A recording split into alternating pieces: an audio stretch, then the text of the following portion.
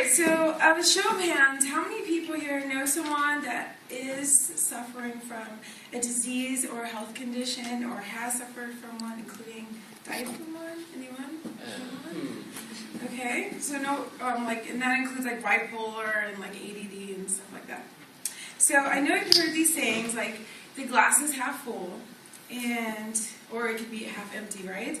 Or I think, therefore I am, or this is one of my favorites. All right, we're going to go for this little touch. Mind over matter. And this refers to positive or negative thinking. It is said that your perspective can make a huge difference in the outcome of your life. So how you think basically will dictate your response in life and what you get back, sort of like the law of attraction and The Secret, if any of you saw that. So my question is, can you think yourself happy then and be happy? Or can you think yourself well and be healthy? Today I'll talk to you about how your attitude directly refers to your health by presenting the study of the mind-body connection, which is called psychoneuroimmunology. And I'm going to tell you what it is, how it works, and what to do about it. So as for me, I'm a certified clinical hypnotherapist, and I'm also a certified communication and life master specialist and a life coach, and I am engaged in the lifelong study of psychoneuroimmunology. And like evolution, it hasn't been proven because, again, it has to be proven in every way. But even UCLA has a psychoneuroimmunology center. So today I would like to inform you of the 3 aspects of psychoneuroimmunology, the mind-body connection. What it is, how it applies to your health and well-being, and what you can do about it. So first of all, what it is. Okay, I'm going to get you. Alright, so Merriam-Webster Dictionary defines psychoneuroimmunology as a branch of medicine that deals with the impact of emotional states and the nervous system's activities on the immune system function. Isn't that a great sentence? Especially in relationship to the onset and progression of disease. Alright, let's see. Hello.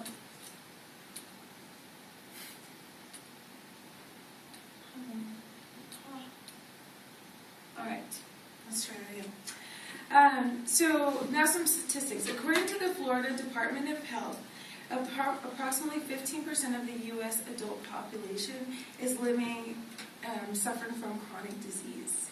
And in 2011, ABC News reported that 20%, or 1 in 5 Americans, suffers from mental illness. So this data suggests that approximately 1/4 of the U.S. population is sick, or as much as 35%, which is pretty staggering.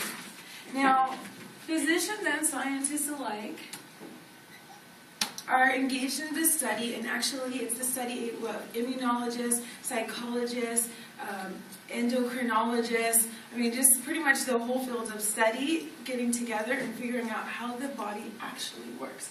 And so this is the relationship between the central nervous system, the psycho, the mind, neuro, and the immune system, immunology. Okay? So if you believe in genetic determinism, which is basically the theory that most diseases come through your DNA and there's nothing you can do about it, and it's unpreventable for the most part. So psychoneuroimmunology, however, is providing sufficient research to suggest otherwise. And in fact, the father of Western medicine, Hippocrates, the great physician, said he would rather know the person who has the disease rather than know the disease a person has. And so what he's basically saying is, how you think, or the way you think, or how you think equals how you feel, which equals your overall health. So now let's talk about the proof that exists for PNI. There were some studies done, and Keitel, Glaser, and Glaser investigated bodily responses to mental states. And what they found is that the immune system in college students in their first year of medical school, after 1 year, before and after the exams, they found that the increased immune repression happened right before the exams, meaning they had increased sickness during exam periods due to stress. So what that means is the stress of the exams weaken the student's immune system, enabling bacteria and illness to spread. In other words, their feelings cause their illness. In another study in 2008, Gulcoin, Keikolt, Glaser, and Markerly and Glaser demonstrated that anger expression has a negative effect on the progression of wound healing. So basically what they did is they gave a forearm blister to a bunch of participants, and then they used that pain scale with like the happy faces to show like how mad you were. And what they found is that the people that were the most angry about it, they released a bunch of cortisol into their system. And what cortisol does is it slows down the healing process. So basically their negative attitude response caused their healing to delay. Alright, so now you've seen some proof about it.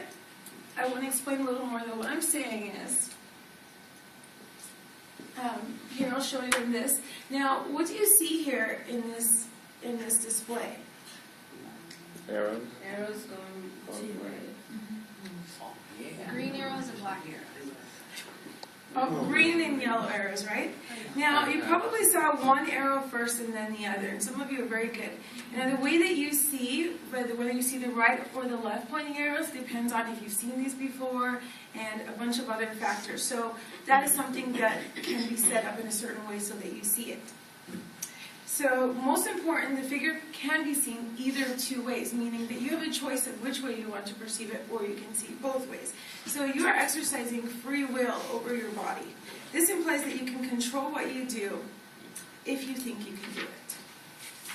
And again, to make this observation, just decide whichever one you want to see, then see it, and then see the other side, and you can see clearly that you are able to choose. Now, can you do the same with your health? So I told you about psychoneuroimmunology and how it affects the body. Now I'll tell you what you can do about it. And here's my favorite example of a person with a headache, because it's telling me what's going on inside of them. So the first thing is think positive. They studied optimistic thinkers, and they found that people with optimistic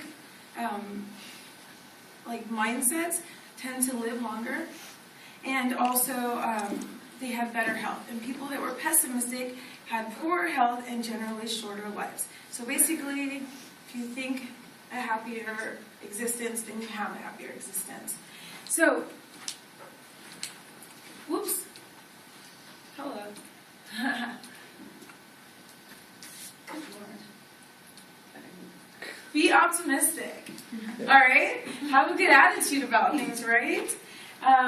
The glass is half full. Even if it's your homework and you're like, I hate my homework, it takes forever. If you just think like, I can do this, then you can do it. Now, you can also be sociable, eat healthy, keep your mind active and learn new things and exercise. But the most important thing is first that you think positive. And this is just an idea of an intervention. If you need more help than just trying to think positive, then you can actually go to an interventionist, and they can help you work out a strategy because they have the knowledge to do so. And, hello. So this is a P&I diagram just to show you how complex it is, and this is just one of them. And there are many to show the interworkings of it, showing like from the prefrontal cortex all the way down to your bodily systems and how that interacts, which I won't even pretend to explain to you right now. Okay, so experience the freedom of ease of life by being optimistic. And some other things you can try are neuro-linguistic programming, life coaching, hypnotherapy, meditation, and yoga. But whatever you do, be positive. So in conclusion, I've taught you about psychoneuroimmunology and what it is, how it works, and what you can do about it should now be clear to you. And through psychoneuroimmunology, you can seize control of your own destiny and potentially decide how your life is going to be lived. So with purposeful positivity, I hope that you will optimistically improve your health and experience the life that a successful attitude brings. Thank you.